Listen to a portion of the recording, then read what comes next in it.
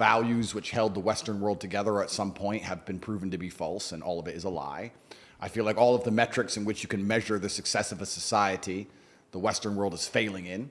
So once you accept that, you say, okay, the West is failing. It's on its way down. I can't live in the West. And then you look at a map and you look at South America, which is very dangerous, and I'm not South American and I don't speak Spanish. And then Eastern Europe, which is where we are now, it preserves its culture via religion, and they have some other societal, what's the word I'm looking for? Traditions, which certainly preserve the culture better. It's a slower decline. So I felt like this might be a good place to live.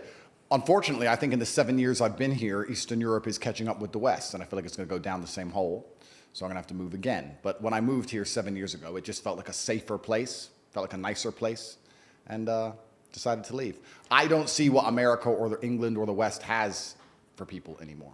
Okay, question. Do you think that this generation is more evil than the past generations that we've I don't think they're evil. I think they're lost, and I think they're misguided.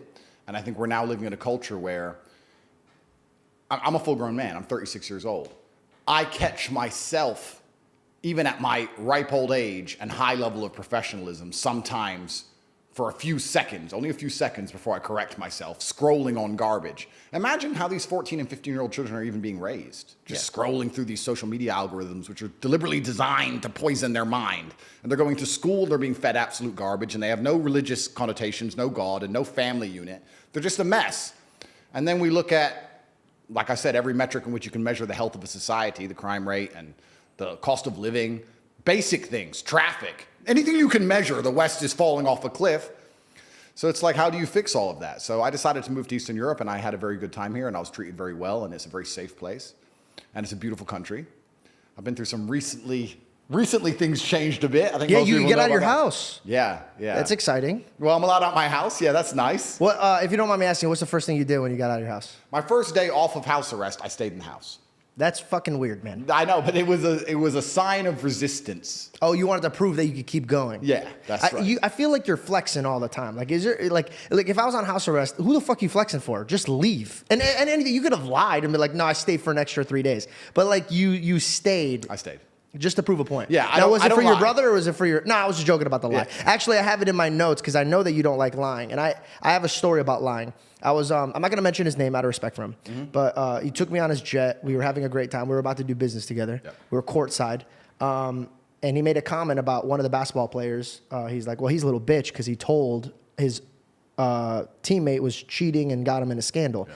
And I said, well, the other man was cheating. He was lying. Yeah. And he turns to me and he goes, if you have a problem doing business with people that cheat, you'll never work.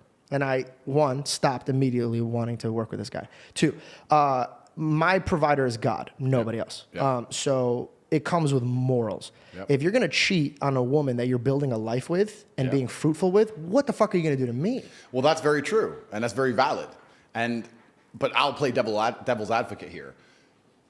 What the other guy said about if you have problems doing business with somebody who cheats, you're never going to do any business. Unfortunately, he's also pretty right because it's rife. Not with partners though. I don't feel like you want to get in business with a partner. I mean, think about this. He shares a family bloodline with the person that he's robbing. Yeah, I'm nothing to him. That's true, and that is infallible logic. So how can I even? For me, my girl, right? She's my partner. Yeah. I couldn't focus if I had to come do this interview with you, and I know she's out somewhere now. I have to think about what she's doing. It's taking away from me. Yeah. So if I'm breaking bread with a man and I'm doing business with him, I can't sit around wasting my time thinking about what he's doing. And you're completely right. And I totally understand that. But as a honest individual, I have to sit here and be honest and analyze myself and analyze my own romantic relationships. Am I completely faithful in the traditional sense? No. Why is that? That's a good question.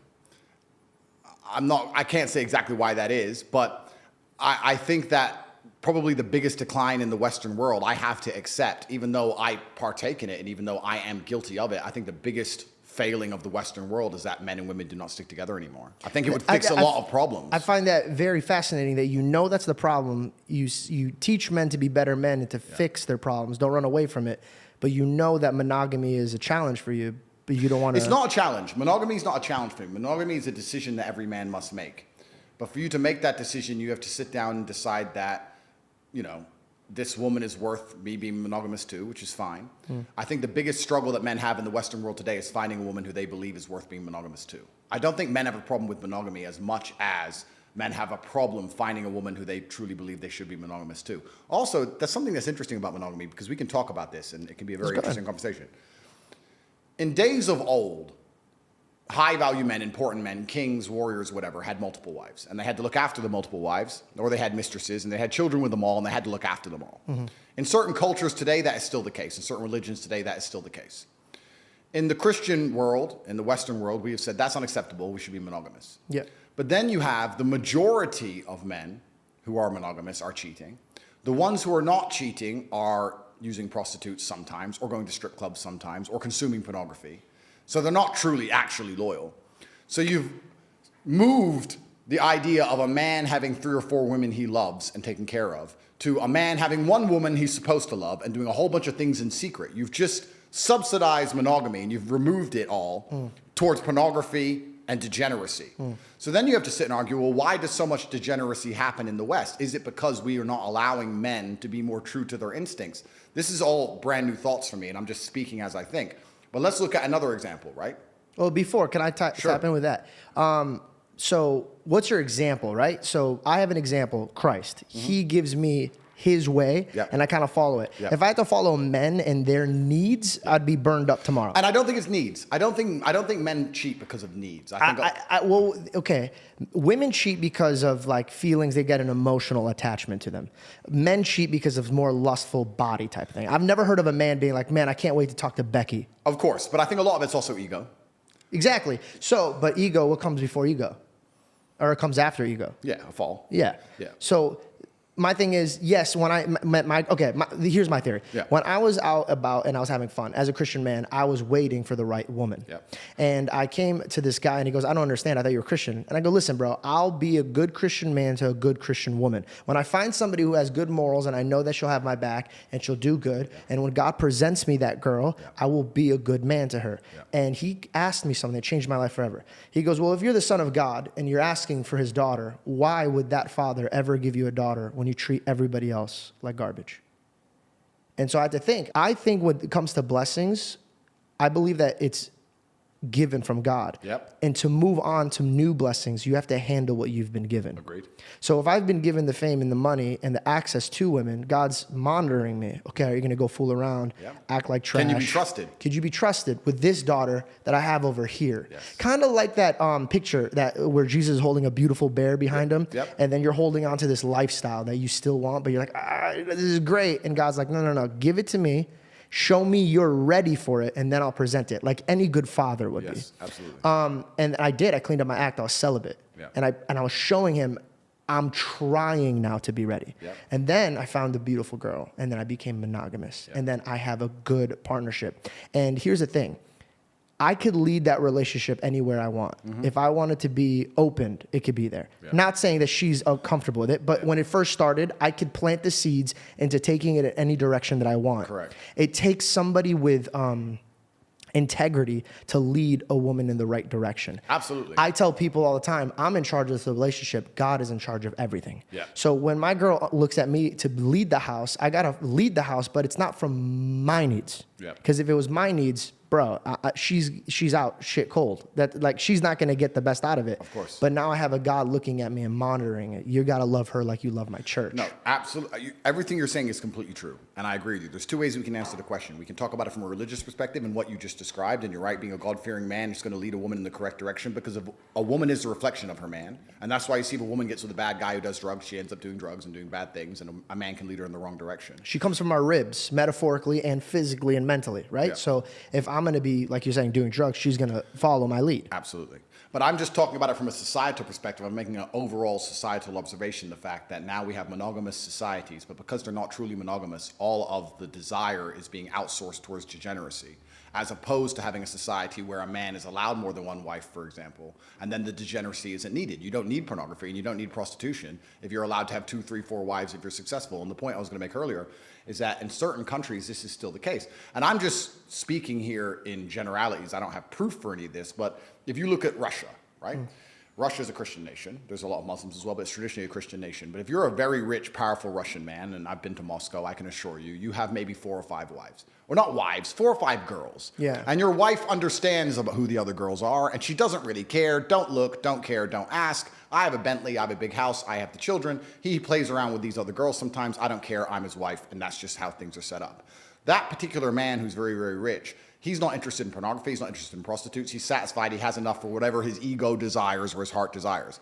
Then you look at the West and you look at the most degenerate things which can possibly happen, which are actually levels above prostitution and pornography. If you look at Epstein's Island, for example, when you have very rich, powerful men and they're told by the public sphere, you're not allowed to have more than one woman, but they don't have God to control them. They're godless. Then they say, okay, well, how can I satisfy myself if God's not restricting me? The society's saying I can only have one woman. I'm not allowed to have 4 or 5, which would satisfy me in some regard for my ego or unhealthy reason or whatever my reason is. So I'm going to end up doing things in private. I'm going to end up doing things in secret. And then you have Epstein's Island appear.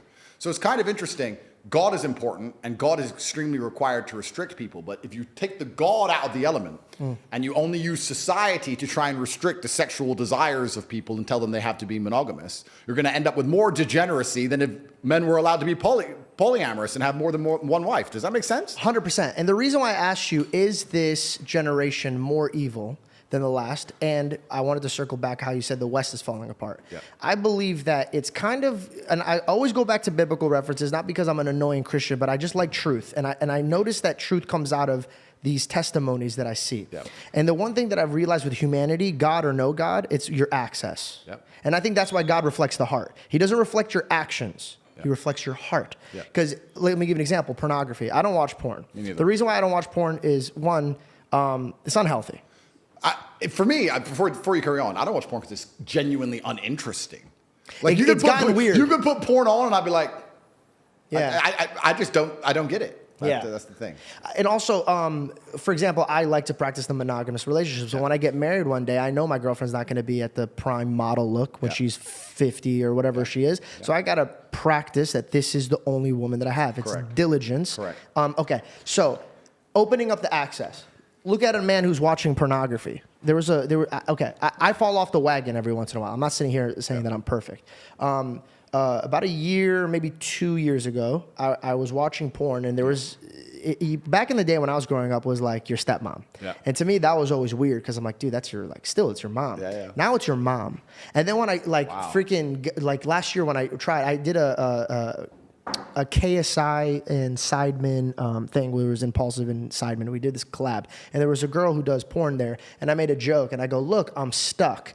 And it went viral, and I realized, I'm like, everybody laughed at this joke because they know what I'm saying. And it's this porn style thing where if women are stuck, then men would come and have sex with them. Yeah. That's Of course it is. Yeah. That's Yep.